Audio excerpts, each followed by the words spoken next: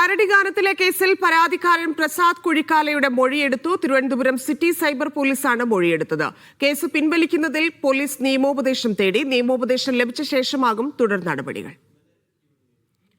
Sijo B John ചേർന്നു. സിജോ, മൊഴി എടുത്തതിലെ വിശദാംശങ്ങൾ, കേസ് പിൻവലിക്കുകയാണെങ്കിൽ പിന്നെ തുടർ നടപടികൾ എന്തിനായിരുന്നു? ഈ കേസ് പിൻവലിക്കുന്നതിന് തൊട്ട് മുമ്പ് ഇതിന്റെ മൊഴി രേഖപ്പെടുത്തുന്ന സാങ്കേതികപരമായ നടപടിയാണ്. ഈ പരാതിക്കാരന്റെ മൊഴി രേഖപ്പെടുത്താം, അതോടൊപ്പം തന്നെ ഈ പ്രതിയേർക്കപ്പെട്ടവരുടെ മൊഴി രേഖപ്പെടുത്താം. പിന്നീട് കോടതിയിലാണ് ഈ കേസ് പിൻവലിക്കുന്നത് സംബന്ധിച്ച റിപ്പോർട്ട് നൽകുന്ന നടപടികളിലേക്ക് പോവുക. അപ്പോൾ അതിന്റെ സാങ്കേതികപരമായ നടപടിയുടെ ഭാഗമായിട്ടാണ് ഇത്തരത്തിൽ മൊഴി രേഖപ്പെടുത്തിയെന്നുള്ളതാണ് നമുക്ക് ഇപ്പോൾ മനസ്സിലാക്കാൻ സാധിക്കുന്നത്. അടിയന്തരമായ നടപടികൾ വേണ്ട എന്ന ആദ്യഘട്ടത്തിൽ തീരുമാനിച്ചിരുന്നെങ്കിലും ഇതിന് മൊഴി രേഖപ്പെടുത്തുന്ന നടപടികളിലേക്ക് പോകാം എന്നുള്ള തീരുമാനത്തിലാണ് ഇപ്പോൾ അന്വേഷണ സംഘമുള്ളത്. പ്രസാദ് എന്തായാലും മൊഴി രേഖപ്പെടുത്തി മടങ്ങുകയും ചെയ്തിട്ടുണ്ട്. ഇന്ന് ഹാജരാകുന്നതിനുള്ള ഒരു അസൗകര്യം പ്രസാദ് നേരത്തെ ചൂണ്ടിക്കാണിച്ചിരുന്നു. എങ്കിലും അടിയന്തരമായി ഹാജരാകാൻ ആവശ്യപ്പെടുകയായിരുന്നു. അതിന്റെ അടിസ്ഥാനത്തിലാണ് ഇന്ന് തിരുവനന്തപുരത്ത് എത്തുകയും ചെയ്തത്.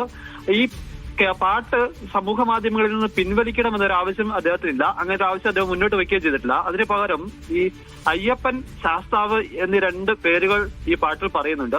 ആ രണ്ട് ഭാഗങ്ങൾ നീക്കം ചെയ്യണം എന്നൊരു ആവശ്യമാണ് ഇപ്പോൾ അന്വേഷണ സംഘത്തിന് മുന്നിൽ വയ്ക്കുകയും ചെയ്തിരിക്കുന്നത്. എന്തായാലും തുടർ നടപടികളിലേക്ക് കടക്കുകയാണ്.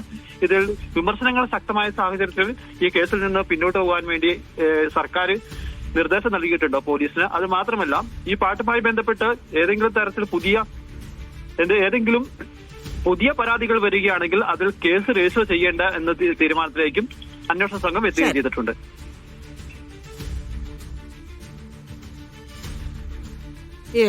സിജയാണ് വിവരങ്ങൾ നൽകിയത്. ഈ പരാതിക്കാരൻ പ്രസാദ് കുഴിക്കാല ചേരുന്നുണ്ട്. ശ്രീ പ്രസാദ്, താങ്കളുടെ മൊഴിയെടുത്തു എന്ന് മനസ്സിലാക്കുന്നു. പക്ഷേ സർക്കാർ ഇതിൽ നിന്ന് പിന്മാറുകയാണ്. എന്താണ് താങ്കൾക്ക് പറയാനുള്ളത്? സർക്കാർ ഇതിൽ നിന്ന് പിന്മാറിയാലോ അതൊന്നും അല്ല. എന്നോട് മൊഴിയെടുക്കാനായിട്ട് ഹാജരാവാൻ പറഞ്ഞു. ഞാൻ ഹാജരായി മൊഴി കൊടുത്തു എന്നുള്ളതാണ്. ഞാൻ മൊഴി കൊടുത്തതിനകത്തും ഊന്നി പറയുന്ന ഒരു വിഷയം അയ്യപ്പനും ശാസ്താവും ഇത് രണ്ടും മാറ്റാൻ മാത്രമേ പറയുന്നുള്ളൂ. ആ പാട്ട് ഒരിക്കലും മാറ്റാൻ ഞാൻ പറഞ്ഞിട്ടില്ല. അത് ശബരിമലയുമായി നടന്നിട്ടുള്ള മുഴുവൻ സ്വർണ്ണക്കൊള്ളയും അത് മുഴുവൻ ആൾക്കാരെയും പുറത്തു വരുന്നിടം വരെ ആ പാട്ട് പ്രചരിക്കണമെന്ന് തന്നെയാണ് എന്റെ മാനസികമായുള്ള അഭിപ്രായം. അതുകൊണ്ട് അതിനെ സംബന്ധിച്ച് ഒരു മൊഴി ഞാൻ കൊടുത്തിട്ടില്ല. അതിനകത്ത് പറഞ്ഞിട്ടുള്ളത് ഈ പറയുന്ന അയ്യപ്പനും ശാസ്താവും അത് നമുക്ക് വേദന ഉണ്ടാക്കുന്നു, അത് ഒഴിവാക്കി ആ സ്ഥാനത്ത് മറ്റെന്തെങ്കിലും അത് ചേർത്ത് അത് ചെയ്യുക എന്നുള്ളത് മാത്രമാണ് നമ്മൾ കൊടുത്തിരിക്കുന്ന മൊഴി. നൽകിയിരിക്കുന്ന മൊഴി പ്രകാരം ഇതിൽ കോടതി എന്ത് തീരുമാനിക്കുമെന്നാണ് പ്രതീക്ഷിക്കുന്നത്? അതെ, നമുക്ക് അതിനെ അറിയേണ്ട കാര്യമില്ല. എനിക്ക് അതിന്റെ നിയമവശത്തെ സംബന്ധിച്ച് അറിയില്ല. അതിന്റെ നിയമം ഉണ്ടെങ്കിൽ അവർ ആ വഴി കൂടെ നോക്കട്ടെ എന്നുള്ളതാണ് എനിക്ക് അതിനകത്തുള്ള അഭിപ്രായം. എനിക്ക് അതിനകത്ത് വേറെ ഒരു അഭിപ്രായവും ഇതുവരെ ഇല്ല എന്നുള്ളതാണ്. ഞാൻ കൊടുക്കാനുള്ള എന്നെ അവർ വിളിച്ചു, ഞാൻ അവിടെ ചെന്നു, മാന്യമായ രീതിയിൽ തന്നെ അവർ പെരുമാറി. അതിനുള്ള മറുപടി നമ്മൾ അവിടെ കൊടുത്തിട്ട് തിരിച്ചു പോകുന്നു. അതേ ഉള്ളൂ. താങ്കൾ ഉദ്ദേശിച്ച ഫലം കണ്ടില്ല ഈ പരാതിയിലെങ്കിൽ പ്രശ്നമില്ലെന്നാണോ? അതായത് ഈ രണ്ട്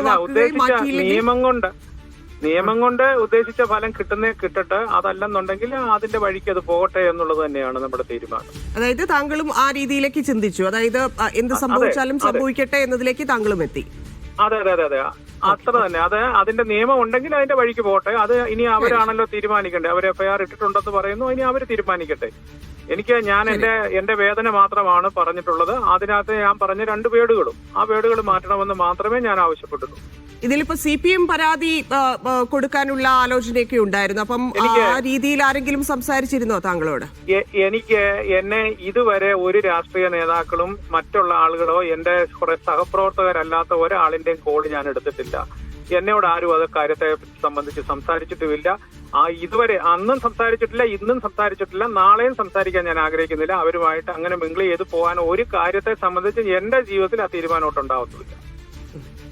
ശരി, വളരെ നന്ദി പ്രസാദ് കാര്യങ്ങൾ പങ്കുവച്ചതിന്. Thank you.